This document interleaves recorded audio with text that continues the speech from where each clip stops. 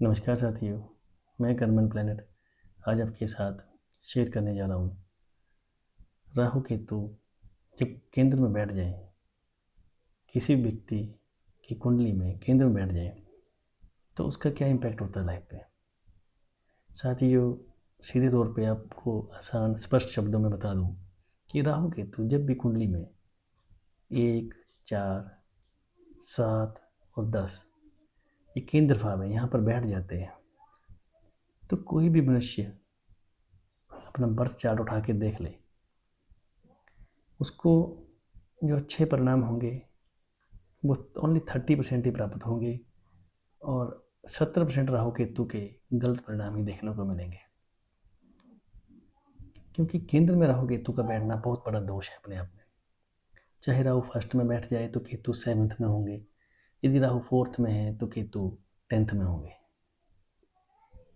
साथियों, इस विषय के ऊपर बनाने का मेरा ये था कि मैंने कितनी ही कुंडलियाँ देखी हैं और ये व्यक्ति विशेष की कुंडलियाँ जो मैं अलग अलग देख लेता हूँ या देखता हूँ, उनके आधार पर मैं तकरीबन 8 या 10 साल से कर ही रहा हूँ ये और देख ही रहा हूँ। तो अलग अलग जो अपने चाहे वैदिक बुक्स है या प्रैक्टिकल जो मैंने लाइफ में देखा वो, या रेड बुक के अकॉर्डिंग भी जो देखा वो भी मैं आपको बताना चाहता हूँ। इसका सबसे बड़ा जो इम्पैक्ट है मनुष्य के जीवन में, अभी जो मैं आपको बताऊँगा, आप कमेंट में ज़रूर बता दीजिएगा अगर गलत होगा ये, कि व्यक्ति की जो अपनी पर्सनल लाइफ होती है ना, वो डिस्टर्ब रहती है। व्यक्ति को यदि वो पत्नी की कुंडली में ये दोष है, राहु केतु सेंटर में बैठे हुए हैं, यदि पत्नी की कुंडली में दोष है तो उसको पति सुख या अपने ही द्वारा वो पति को सुख नहीं दे पाएगी या पति उसको सुख नहीं देगा। यदि पति की कुंडली में है तो सेम वैसा ही प्रक्रिया, तो पति शराब का आदि, नशे का आदि होगा, पत्नी को सुख नहीं दे पाएगा और उसकी लाइफ में इतने झमेले होंगे कि बाकी जितने बड़ी सुख हो। अब देखिए जो मैं बता रहा हूँ, हो सकता है बृहस्पति उच्च के हों, मंगल उच्च के हों, सूर्य भी उच्च के हों, बाकी सारे सुख उसको मिल सकते हैं। हो सकता है वो अच्छी नौकरी में हो, पद में हो, प्रतिष्ठा उसकी, मतलब प्रतिष्ठा नहीं होगी, सॉरी, अच्छी नौकरी में हो सकता है, इज्जत नहीं होगी, चाहे सूर्य भी उच्च का भी नहीं है। राहु केतु सेंटर में बैठने का कारण ही ये है, बहुत बड़ा अपमान होगा लाइफ में उसका और वो सोचेगा कि क्या हो गया यार, ये मैं तो सोचा भी नहीं था। और ऐसा मैंने तो बड़े चतुर चालाक तरीके से ऐसा किया, क्योंकि उसकी बुद्धि को राहु केतु ऐसा बनाते हैं, क्योंकि वो कुछ ऐसा गलत काम कर देता है, उतनी चतुराई से करने की कोशिश करता है, किसी को उसको भनक ही नहीं होती कि ऐसा हो पाएगा, परंतु फिर भी वो कैप्चर होता है, क्योंकि राहु केतु सेंटर में बैठे हैं भाई साहब।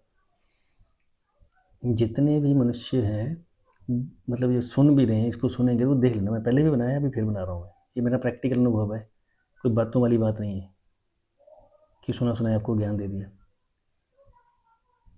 किसी को अच्छा नहीं लगता वो कमेंट कर दे, नहीं यार मेरे साथ ऐसा नहीं है, कोई भी बता सकता है कि उसको अपनी मतलब जो अपनी मैरी लाइफ है, मैरी लाइफ में डिस्टर्ब डिस्टर्ब होगा ही होगा वो।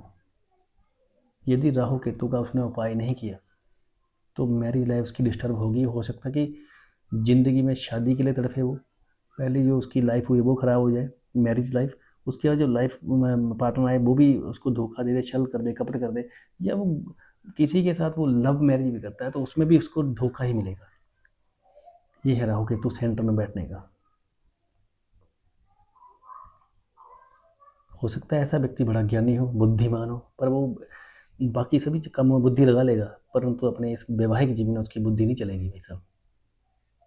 हो सकता है उसका सूर्य बड़ा अच्छा हो, पिता का इतना आशीर्वाद हो कि पिता बार बार उसकी हेल्प करे इस लाइफ से बाहर निकलने की, पिता करेगा, परंतु वो निकल नहीं पाएगा, नशे का आदी हो जाएगा, शराब का आदी हो जाएगा, व्यसनों का आदी हो जाएगा, चोरी छुप कैसे गंदे गंदे नशे करने का आदी हो जाएगा। और उसकी हेल्प करने के लिए भी हेल्प हेल्प करने के लिए भी होंगे, उसको हॉस्पिटल ले जाने वाले भी बहुत होंगे, पैसा होगा, शोहरत पिता की हो सकती है, इसकी जो होगी नौकरी होगी, शोहरत मतलब इस तरीके से समझिए कि वो बनावटी होगी, लोगों को सब पता होगा इसका इसने का करेक्टर क्या है। तो ये ऐसी सिचुएशन है राहु केतु की, आज मैं और कुछ नहीं आपको बताने जा रहा, राहु केतु के बारे में बता रहा हूँ। जब राहु और केतु सेंटर में बैठे होते हैं first, fourth, seventh and 10th house में, इनके साथ कोई भी प्लेनेट बैठ जाए वो भी खराब हो जाएगा। चाहे सूर्य बैठ गया, चाहे चंद्रमा बैठ गया, चाहे बुध बैठ गया, ये शनि बैठ गया, दैट मीन कि सबको ग्रहण लगा देंगे। अब कुछ लोगों का कहना है कि राहु थर्ड हाउस में बहुत अच्छे होते हैं। नो डाउट भाई, बाकी प्लैनेट भी अच्छे होते होंगे। मंगल के घर में है राहु थर्ड में, तो केतु 9th में होंगे। तो 9th जो हुआ वो भाग्य स्थान है, और थर्ड हाउस जो है वो पराक्रम का है, भाइयों का है। अब पराक्रम बोल देते हैं लड़ाई झगड़ा, पराक्रम अपना थोड़ा होता है। पराक्रम सिंगल आदमी का पराक्रम नहीं होता, पराक्रम होता है लोगों से देखा जाता है। वो उसकी ताकत और मिलने वाला, उसके साथ जो लोगों का हौसला होगा, हुजूम होगा, वो उसको पराक्रम बोलते हैं। तो पराक्रम भाइयों के द्वारा, दोस्तों के द्वारा, अपने परिवार कुटुंब के द्वारा देखा जाता है। तो वहाँ पर बैठे हैं जिन्हें, ठीक है थर्ड हाउस में रहूँ मैं, ठीक है पराक्रमी होगा, मिल जाएगा। परंतु ऐसा पराक्रम किस काम का कि भाग्य स्थान में जब केतु चला गया तो वहाँ से उसको उस पराक्रम तो मिल जाएगा, लेकिन वो पराक्रम ऐसे स्थान पर कर देगा बंदा कि जहाँ पर उसको करने की जरूरत नहीं थी, और उसका पराक्रम खराब हो जाएगा, रिजल्ट खराब हो जाएगा। जीत जाएगा, उस पराक्रम में जीत जाएगा, कहीं भी जीत जाएगा, परंतु उस जीतने से उसकी हार ही होगी एक्चुअल में। चलो ये टॉपिक अलग है। अभी राहु केतु जो सेंटर वाली बात करूँ, केंद्र भाव में कोई भी व्यक्ति या कोई भी लड़का या कोई भी लड़की अपने केंद्र भाव में देख ले कि राहु केतु सेंटर में तो नहीं बैठे, first house, fourth house, 7th house and 10th house, तो आप वो रेमेडी करवाओ। वो रेमेडी कराने की जो एज रहेगी आपकी, वो आपके मम्मी पापा आपकी 14-15 साल में करवाएं तो बहुत बेटर है। बिफोर मैरिज करवाएं इसको तो बहुत ही बेटर रहेगा। आपकी आने वाली ज़िंदगी में ये नहीं बनेगा, क्योंकि आप किसी का भी शिकार हो सकते हैं लाइफ में। कोई भी आपको फरेब धोखा दे सकता है, और बड़े लेवल पे दे सकता है, और वो पूरी ज़िंदगी चलेगा आपके साथ। फिर मतलब इस तरीके का हो जाएगा कि आपको वो चीज़ निकालनी मुश्किल हो जाएगी अपने आपके माइंड से। आप पूरी ज़िंदगी, मतलब हो सकता है आपका बड़ा अच्छा बिजनेस हो, पर एक ये होगा यार, आप देखोगे यार मेरे से अच्छा तो ये छोटी सी नौकरी करने वाला अच्छा है यार, इसके पास सारे सुख हैं, मेरे पास सारा कुछ है, गाड़ी बंगला बिजनेस, मैं क्या करूँ, मेरे पास मेरी लाइफ क्या। इस तरीके से सोच हो जाएगी आपकी। राहु केतु अगर सेंटर में, कोई भी देख ले, कमेंट में लिख देना। और ये प्रैक्टिकल, मैं जो भी बताता हूँ आपको प्रैक्टिकल ही बताता हूँ। तो आपको करना क्या है, देखिए फिर से वही चीज़ है कि आपको सिर्फ पाठ करना है, मंत्र जाप करना है, क्षमा मांगनी है आपको प्रभु से। श्री हरि नारायण प्रभु जिन्होंने ये संसार बनाया, और प्लैनेट उनके एग्जीक्यूटिव हैं, उन्हीं के अकॉर्डिंग प्लैनेट हमारे को अच्छे या बुरे रिजल्ट देते हैं। आप उनकी रिक्वेस्ट करिए, और राहु केतु का आप जाप करिए। आप अंधे व्यक्तियों को खाना खिलाना शुरू करें, और किसी का सहारा बनने की कोशिश करें, चाहे आपके ऑफिस में है जो कूड़ा कचरा उठाने वाले, या आपके घर में आने वाले, या कोई मजदूर हैं, ये इस टाइप के जो भी शनि से रिलेटेड आदमी हैं, इनकी आप सेवा करें। लंगड़े लूले, अपाहिज, ऐसे जो व्यक्ति जो असमर्थ हैं, उनका सहारा बने आप। और साथ में कम से कम आपने इस सिचुएशन में 3 लाख जाप खुद करना है, या किसी से योग्य पंडित से करवाना है। राहु का और केतु का ट्रीटमेंट बहुत जल्दी करवाना है, क्योंकि राहु केतु अलग अलग नहीं है, आपको पता है। राहु एक राक्षस हैं जिन्होंने अमृत मंथन के समय धोखे से अमृत पान कर लिया था, फिर श्री हरि नारायण ने अपने सुदर्शन चक्र से उनका गला काटा था। तो जो ऊपर का जो हिस्सा है, जो गर्दन गर्दन वो राहु की कही जाती है, और नीचे का हिस्सा केतु कहा जाता है। तो आप खुद देखिए कि जिसके पास अपनी टांगे नहीं है, ऊपर का हिस्सा ही है, तो ये दिमाग को भी राहु आपके दिमाग की कंडीशन को इस तरीके से कर देता है कि आप वो कार्य कर जाते हैं कि कोई व्यक्ति सोच नहीं सकता कि यार इसने कर दिया ये काम। और केतु नीचे से जिसके ऊपर सिर ही नहीं है, जिसके ऊपर सिर ही नहीं है, तो जिसके ऊपर सिर नहीं है सिर्फ टांगे है, तो टांगे इतनी दूर चली जाएंगी, घर से भी दूर, या बाहर रात को ही निकल जाएंगी। आप समझिए मैं क्या बोल रहा हूँ, इशारा किस, रात को भी निकल जाएंगी ऐसी टांगे, कहीं भी कुछ भी कराने के लिए सोचेंगे भी नहीं, क्योंकि दिमाग तो, सिर तो है ही नहीं। और इतनी दूर चली जाएंगी कि बाद में इनको अपने घर का रास्ता ही नहीं मिलेगा, क्योंकि आंखें तो है नहीं, सिर्फ इतना हिस्सा है ना।